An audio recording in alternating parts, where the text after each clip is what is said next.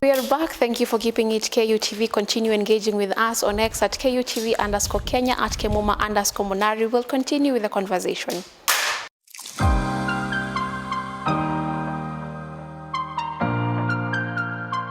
Well, yes.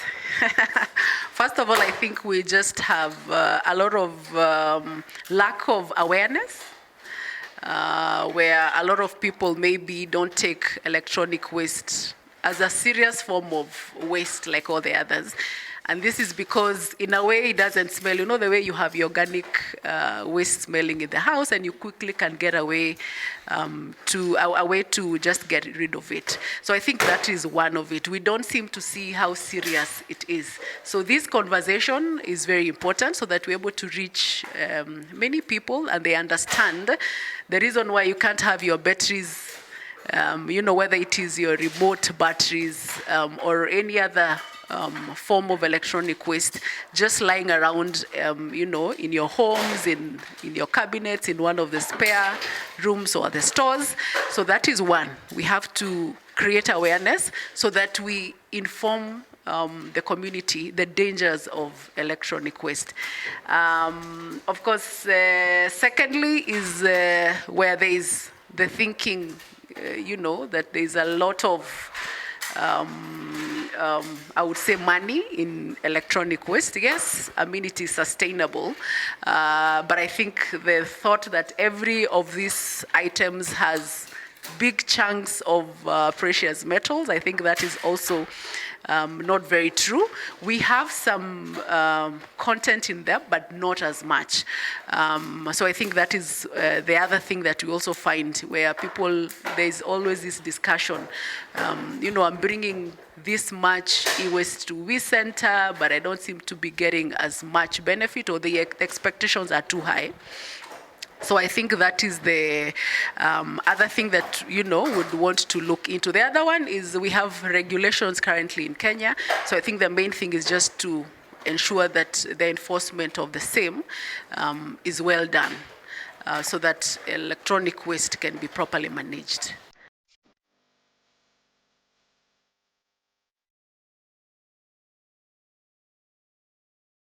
So when you talk about the R's, we have reduce, reuse, recycle. So I think the one that you're mentioning is the reuse, or maybe the refurbish. So I think that is one key one when it comes to electronic waste management. So we need to extend the span of electronic waste, or rather gadgets, as much as possible before you term them as electronic waste. So for example, if you've upgraded your tablet or your phone, then you should not just throw it away. See how to be able to pass to someone in need, whether it is a student or a family member. So that is one of the other ways of making sure that we don't keep generating electronic waste. Of course, in terms of, again, of what we do at We Center is, by the time we are getting into recycle, we ensure that these gadgets cannot be reused anymore. So there is a lot of spare parts harvesting, where we are able to see what can be used in some of the equipment, so that we give them a second life. And one of the other key activities that we do with our sister company called Computer for Schools Kenya is that they are able to donate the equipments that now have been given a second life to computer labs in needy schools, hubs in some of the counties where there is need, such that now we have those kids who would, in normal circumstances, get access to a computer lab or a hub, are able to get that, through the refurbished items. And of course, as We Center now, we come in to just make sure that when those equipments are no longer in use again, we are able to take them back for recycling. I think, yes, I can quickly just mention a thing or two about Computer for Schools Kenya. So basically, there's also that aspect of giving back, CSR. So some of those equipments that maybe have come in and are not have not gotten to that stage of recycling. For example, if I have a gadget and I just upgrade, and that computer can be used or has probably a lifespan of another 2 years. So those are the equipments we are looking at. They are probably not useful to you because you probably need a better or powerful machine, but then those equipments can be used by kids as they learn and learn some of these skills. Then those are the gadgets we are talking about. In that case, then we are looking at, of course, at a social impact, being able to create an environment where these kids are able to learn. So in terms of costing, that is something we're able to check in-house, but of course, looking at it from an angle of also giving back to the community.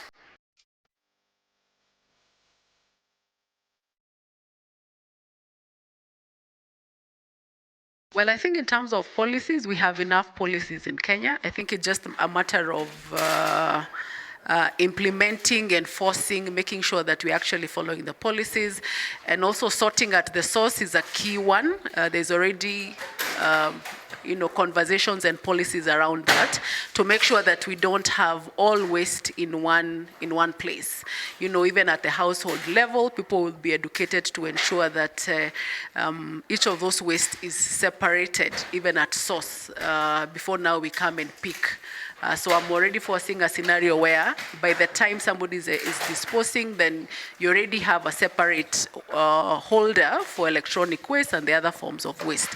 So I think we don't have a gap there. It's more of enforcement. But in terms of policies and discussions ongoing, that seems to be taken care of.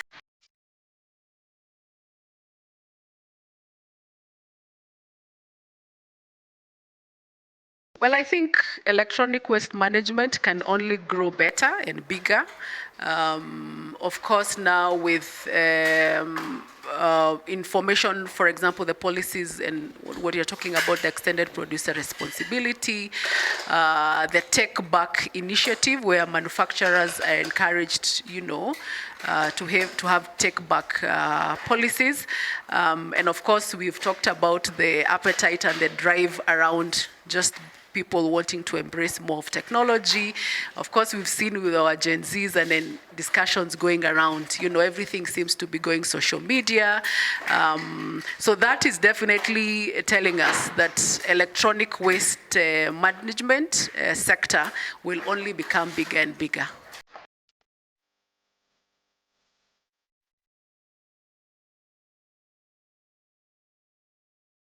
Wow, I think that is one of the very interesting things at We Center we are currently looking into. For example, we are looking into having AI bins, where currently, if somebody wants to dispose, you're able to put in, whether it's your electronic waste, whether it's your cable, and then somebody else. We find that a lot in our bins. Somebody else will come and drop in plastic bottle, another one will drop in some papers.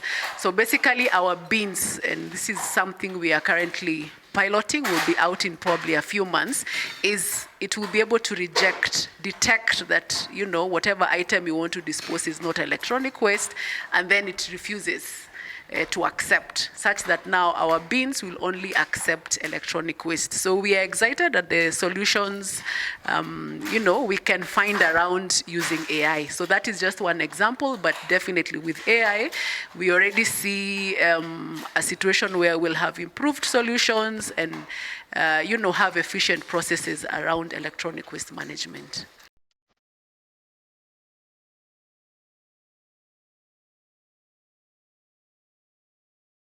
So I think for us it is to encourage all of us, so that we have a responsibility.